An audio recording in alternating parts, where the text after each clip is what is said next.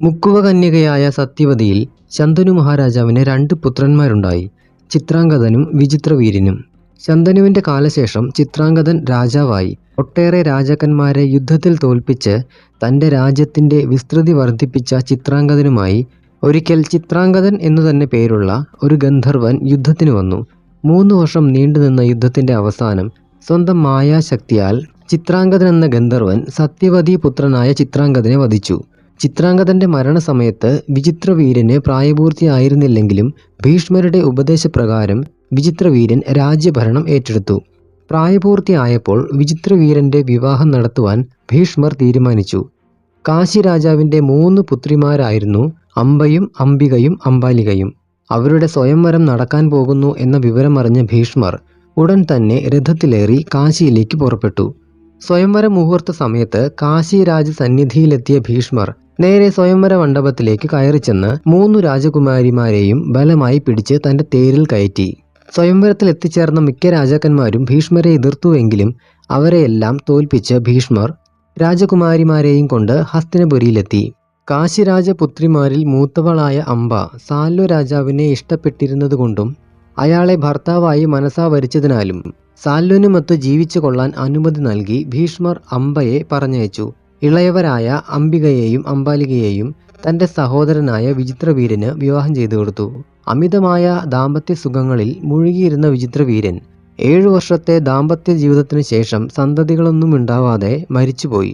അംബികയിലും അംബാലികയിലും സന്തതികൾ ഉണ്ടാവാതിരുന്നതിനാൽ മനം നൊന്ത് സത്യവതി കുരുവംശത്തിൽ സന്തതികൾ ഉണ്ടാവാനുള്ള വഴിയെക്കുറിച്ച് ഭീഷ്മരുമായി ആലോചിച്ചു.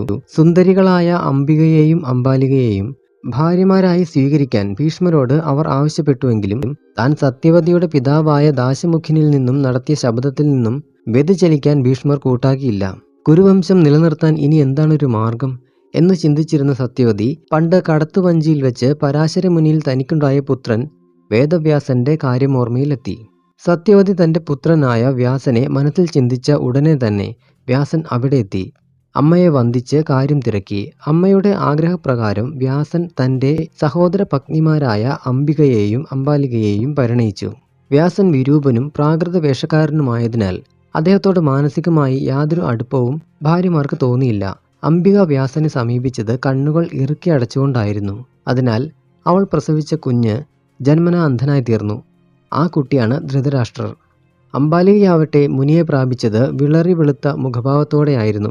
അതിനാൽ അവൾ പ്രസവിച്ച കുഞ്ഞ് ജന്മനാ പാണ്ഡുരോഗിയായി തീർന്നു. ആ കുഞ്ഞാണ് പാണ്ഡു.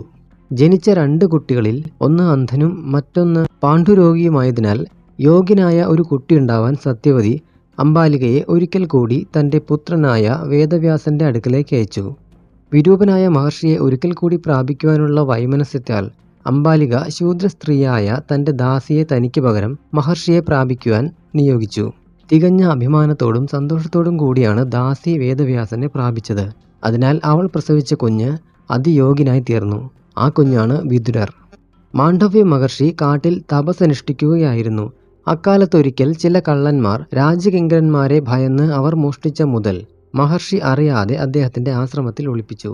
കള്ളന്മാരെ തേടിയെത്തിയ കിങ്കരന്മാർ കള്ളന്മാരെയും മാണ്ഡവ്യ മുനിയെയും തൊണ്ടി സഹിതം പിടികൂടി. ഭടന്മാരുടെ ചോദ്യങ്ങൾക്കൊന്നും ഉത്തരം നൽകാതിരുന്ന മഹർഷിയെയും കള്ളന്മാരെയും രാജസന്നിധിയിൽ ഹാജരാക്കി. തൊണ്ടി സഹിതം പിടിക്കപ്പെട്ട കള്ളന്മാരെയും മഹർഷിയെയും ശൂലത്തിൽ തറയ്ക്കുവാൻ രാജാവ് കൽപ്പിച്ചു. ശൂലത്തിൽ തറച്ച് നാളുകളായിട്ടും മാണ്ഡവ്യ മുനി മാത്രം മരിച്ചില്ല. വിവരമറിഞ്ഞ് പരിഭ്രമിച്ച രാജാവ് മഹർഷി എങ്ങാനും തന്നെ ശപിച്ചേക്കുമോ എന്ന ഭയത്താൽ നേരിട്ട് ചെന്ന് മാപ്പ് ചോദിച്ച് മുനിയെ ശൂലത്തിൽ നിന്നും മോചിപ്പിച്ചു. ശൂലത്തിൽ നിന്നും മോചിതനായ മാണ്ഡവ്യ മഹർഷി നേരെ സ്വർഗലോകത്തിൽ ചെന്ന് യമധർമ്മ രാജാവിനെ കണ്ട് തനിക്കിത്ര വലിയ ശിക്ഷ വിധിക്കുവാനുള്ള കാരണമെന്തെന്ന് തിരക്കി. മാണ്ഡവ്യ മഹർഷി ബാല്യത്തിൽ തുമ്പികളെ പിടിച്ച് അവയുടെ വാലിൽ കല്ലുകൊണ്ട് കുത്തി നോവിച്ചതിനുള്ള ശിക്ഷയായിട്ടാണ് ശൂലത്തിൽ തറഞ്ഞു കിടക്കാനുള്ള ശിക്ഷ യമധർമ്മൻ കൽപ്പിച്ചതെന്ന് മനസ്സിലാക്കിയ അദ്ദേഹം കോപിഷ്ഠനായി.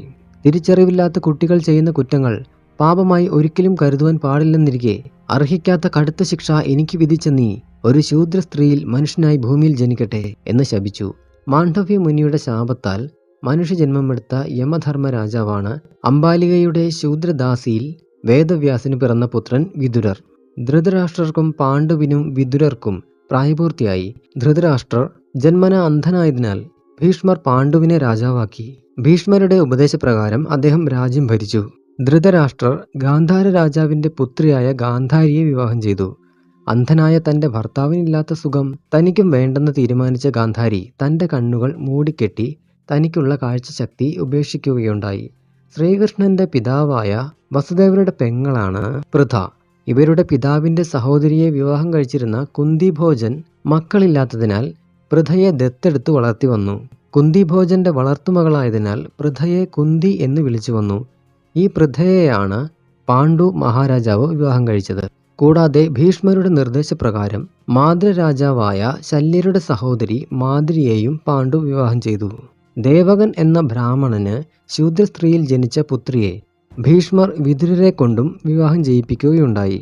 വിധിപ്രകാരം രാജ്യം ഭരിച്ച പാണ്ഡു രാജ്യത്തിന്റെ അതിരുകൾ വികസിപ്പിച്ച് കുരുവംശത്തിന്റെ പ്രശസ്തിയും പ്രതാപവും വർദ്ധിപ്പിച്ചു. ഒരിക്കൽ പാണ്ഡുരാജൻ തന്റെ ഭാര്യയായ കുന്തിയെയും മാദ്രിയെയും കൂട്ടി വനത്തിൽ നായാട്ടിനു പോയി. കാട്ടിൽ ഒരു പേടമാനും കലമാനും ഇണചേരുന്നത് കാണാനിടയായ പാണ്ഡു കലമാനെ അമ്പെയ്ത് കൊന്നു. ഇണചേരുന്ന അവസരത്തിൽ ഒരു മൃഗത്തെയും ഉപദ്രവിക്കാൻ പാടില്ല.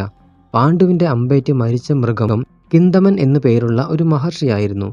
മരിക്കുന്നതിനു മുൻപ് മഹർഷിയുടെ രൂപം കൈക്കൊണ്ട കലമാൻ പാണ്ഡുവിനെ ശപിച്ചു. വികാരവായ്പോടെ സ്ത്രീകളെ തൊട്ടാൽ തൽക്ഷണം തന്നെ നീ മരിച്ചു വീഴും. മഹർഷിയുടെ ശാപവാക്കുകൾ കേട്ട പാണ്ഡുവും ഭാര്യമാരും പരിഭ്രമിച്ചു നിൽക്കെ കിന്തമൻ കാലപുരി പോകി. സുന്ദരികളായ 2 ഭാര്യമാരിലും സന്താന സൗഭാഗ്യം സിദ്ധിക്കാതെ പാണ്ഡുരാജൻ അതീവ ദുഃഖിതനായി. മുനിയുടെ ശാപം ഫലിക്കുമെന്നതിനാൽ ഭാര്യമാരെ സ്പർശിക്കാനും നിർവാഹമില്ല.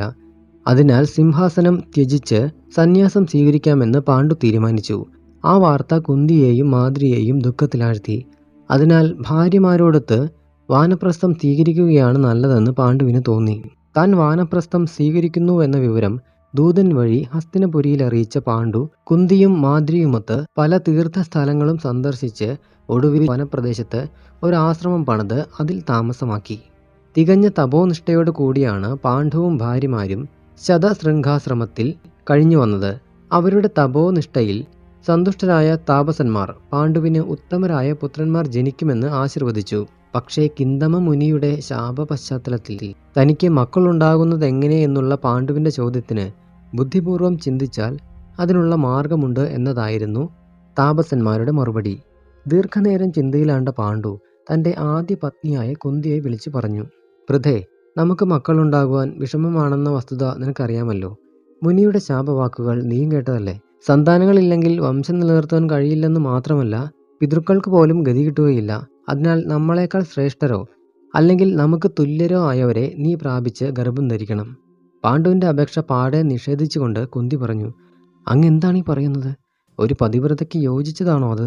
ചില പ്രത്യേക സാഹചര്യങ്ങളിൽ മഹായോഗ്യന്മാരായ പലരും ഇതേ മാർഗം അവലംബിച്ചിട്ടുണ്ടെന്നുള്ള പാണ്ഡുരാജന്റെ ന്യായവാദങ്ങളൊന്നും കുന്തി ചെവിക്കൊണ്ടില്ല. പാണ്ഡുവിന്റെ നിർബന്ധം ഏറി വന്നപ്പോൾ തന്റെ മനസ്സിൽ മറന്നു കിടന്ന ഒരു കാര്യം കുന്തിയുടെ ഓർമ്മയിലെത്തി. കുന്തിഭോജന്റെ കൊട്ടാരത്തിലെത്തിയ ദുർവാസാവ് മഹർഷിയെ കുന്തി പരിചരിച്ചതിനാൽ സംതൃപ്തനായ മഹർഷി അന്ന് അവൾക്ക് നൽകിയ വരപ്രസാദത്തിന്റെ കാര്യമാണ് കുന്തി ഓർത്തത്. അദ്ദേഹം അന്ന് നൽകിയ ആ വരമന്ത്രശക്തി കൊണ്ട് ദേവന്മാരിൽ നിന്ന് പോലും സന്താനലബ്ധി കൈവരിക്കുവാൻ കുന്തിക്ക് കഴിയുമായിരുന്നു. കുന്തി ആ മന്ത്രം സിദ്ധിച്ച അന്ന് തന്നെ പരീക്ഷിച്ച് നോക്കിയതാണ്. സൂര്യഭഗവാനിൽ നിന്നും ഗർഭിണിയായ കുന്തി പ്രസവിച്ച് ആ കുഞ്ഞിനെ ഉപേക്ഷിക്കുകയുണ്ടായി. അതായിരുന്നു കർണൻ. ദുർവാസാവ് മഹർഷി തനിക്ക് നൽകിയ മന്ത്രശക്തി കൊണ്ട് സന്താനോൽപാദനം കഴിയുമെന്ന വസ്തുത അവൾ പാണ്ഡുവിനോട് പറഞ്ഞു. അത് കേട്ട പാണ്ഡുവിന് വളരെ സന്തോഷമായി. വരമന്ത്രസിദ്ധിയാൽ കുന്തി ആദ്യമായി ധർമ്മരാജാവിനെ പ്രാപിച്ച് ആവാഹിച്ചു. യമധർമ്മനിൽ നിന്നും ഗർഭിണിയായ കുന്തി യഥാകാലം ഒരു കുഞ്ഞിനെ പ്രസവിച്ചു. കുന്തിക്ക് പുത്രനുണ്ടായ വസ്തുത ഹസ്തിനപുരിയിൽ വെച്ച് അറിഞ്ഞ ധൃതരാഷ്ട്ര പത്നി ഗാന്ധാരിക്ക് കടുത്ത നിരാശ തോന്നി. താൻ ഗർഭിണിയായിട്ട് 1 വർഷമായി, എന്നിട്ടും പ്രസവം നടന്നിട്ടില്ല. വ്യാസമഹർഷിയാവട്ടെ തനിക്ക് 100 പുത്രന്മാരുണ്ടാവുമെന്ന് ആശീർവദിക്കുകയും ചെയ്തിട്ടുണ്ട്. കുന്തിയാണിപ്പോൾ ആദ്യം പ്രസവിച്ചിരിക്കുന്നത്. അക്കണക്കിന് കുരുവംശത്തിലെ കിരീടാവകാശം സ്വാഭാവികമായും കുന്തിപുത്രന് വന്നു ചേർന്നിരിക്കുകയാണ്. ഈ വക ചിന്തകൾ കൊണ്ട് സമനില തെറ്റുമെന്ന് തോന്നിയ ഗാന്ധാരി പൂർണ്ണഗർഭം ധരിച്ചിരുന്ന തന്റെ വയറ് ശക്തിയായി കശക്കി തിരുമ്മി. അപ്പോൾ വയറ്റിൽ നിന്നും ഒരു മാംസപിണ്ഡം പുറത്തു വന്നു. ദിവ്യദൃഷ്ടി കൊണ്ട് ഈ സംഭവം മനസ്സിലാക്കിയ വ്യാസമഹർഷി ഉടൻ തന്നെ സ്ഥലത്തെത്തി ആ മാംസപിണ്ഡം 100 കഷ്ണങ്ങളാക്കി. എന്നിട്ട് ആ ഓരോ കഷ്ണവും നെയ്യ് നിറച്ച ഓരോ കുടങ്ങളിലാക്കി. തനിക്കൊരു പുത്രി കൂടി വേണം എന്നുള്ള ഗാന്ധാരിയുടെ ആഗ്രഹം കേട്ട വ്യാസൻ മാംസപിണ്ഡത്തിന്റെ അവശിഷ്ടങ്ങളെല്ലാം വാരിക്കൂട്ടി മറ്റൊരു കുടത്തിലുമാക്കി. ഈ 101 കുടങ്ങളും മൂടിക്കെട്ടി ഒരറയിൽ വെച്ചു. ധർമ്മരാജനിൽ നിന്നും കുന്തിക്കുണ്ടായ പുത്രന് യുധിഷ്ഠിരൻ എന്ന് നാമകരണം ചെയ്തു. അടുത്തതായി പാണ്ഡുവിന്റെ ആഗ്രഹപ്രകാരം വായുദേവനെ ആവാഹിച്ച് അവൾ മറ്റൊരു കുഞ്ഞിനെ പ്രസവിച്ചു. ആ കുഞ്ഞിന് ഭീമൻ എന്ന് നാമകരണം ചെയ്തു. ഹസ്തിനപുരിയിലെ അറയിൽ സൂക്ഷിച്ച 101 നെയ്ക്കുടങ്ങളിൽ ആദ്യത്തേത് പൊട്ടി ഗാന്ധാരിയുടെ ആദ്യ പുത്രൻ പുറത്തു വന്നു. ആ സമയം കുറുക്കന്മാരുടെ ഓരിയിടൽ തുടരെ തുടരെ കേട്ടു. മാത്രമല്ല പല ദുർനിമിത്തങ്ങളും പ്രകൃതിയിൽ കാണാനിടയായി. കുട്ടി ജനിച്ചപ്പോഴത്തെ ദുർനിമിത്തങ്ങൾ മനസ്സിലാക്കിയവരെല്ലാം ആ കുട്ടിയെ ഉപേക്ഷിക്കുവാൻ ധൃതരാഷ്ട്രരെ ഉപദേശിച്ചു. പക്ഷേ അദ്ദേഹം അതിന് തയ്യാറായില്ല. ഗാന്ധാരിയുടെ ആദ്യ പുത്രന് ദുര്യോധനൻ എന്ന് നാമകരണം ചെയ്തു. ബാക്കിയുള്ള 100 കുടങ്ങൾ ഓരോന്നായി പൊട്ടി ഓരോ കുഞ്ഞുങ്ങൾ പുറത്തു വന്നു.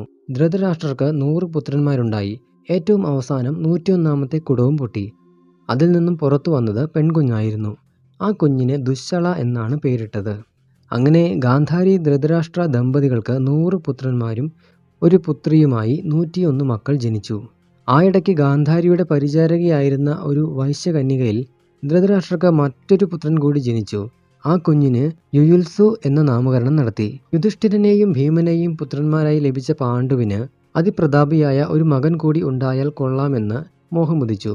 അതിന് ദേവേന്ദ്രനെ പ്രാപിക്കാൻ കുന്തിയെ അദ്ദേഹം ഉപദേശിച്ചു. ഭർതൃഹിതം മാനിച്ച് കുന്തി വരമന്ത്രസിദ്ധിയിൽ ദേവേന്ദ്രനെ ആവാഹിച്ച് ഗർഭം സ്വീകരിച്ചു. മൂന്നാമതൊരു പുത്രനു കൂടി ജന്മം നൽകിയ കുന്തി ആ കുഞ്ഞിന് അർജുനൻ എന്ന് പേരിട്ടു. സന്താനലബ്ധിക്കായി ദുർവാസാവ് മുനി നൽകിയ മന്ത്രത്തിൽ ഒരെണ്ണം ബാക്കി വന്നു. മാദ്രിക്ക് ഇതുവരെ മാതാവാകാൻ കഴിഞ്ഞിട്ടില്ലല്ലോ. അതിനാൽ പാണ്ഡുവിന്റെ താൽപര്യപ്രകാരം കുന്തി ആ മന്ത്രം സന്തോഷപൂർവ്വം മാദ്രിക്ക് നൽകി. ആ മന്ത്രത്തിന്റെ സഹായത്താൽ അശ്വിനി ദേവകളെ ആവാഹിച്ച് പ്രാപിച്ച മാദ്രി ഒരേ സമയം 2 പുത്രന്മാർക്ക് ജന്മം നൽകി. ആ കുഞ്ഞുങ്ങൾക്ക് നകുലൻ എന്നും സഹദേവനെന്നും പേരിട്ടു. പഞ്ചപാണ്ഡവന്മാർ എന്ന പേരിൽ അറിയപ്പെടാൻ തുടങ്ങിയ പാണ്ഡുവിന്റെ 5 പുത്രന്മാരും തികഞ്ഞ ധർമ്മനിഷ്ഠയോടുകൂടി വളർന്നു വന്നു. തുടർന്നുള്ള ഭാഗങ്ങൾ അടുത്ത വീഡിയോയിൽ.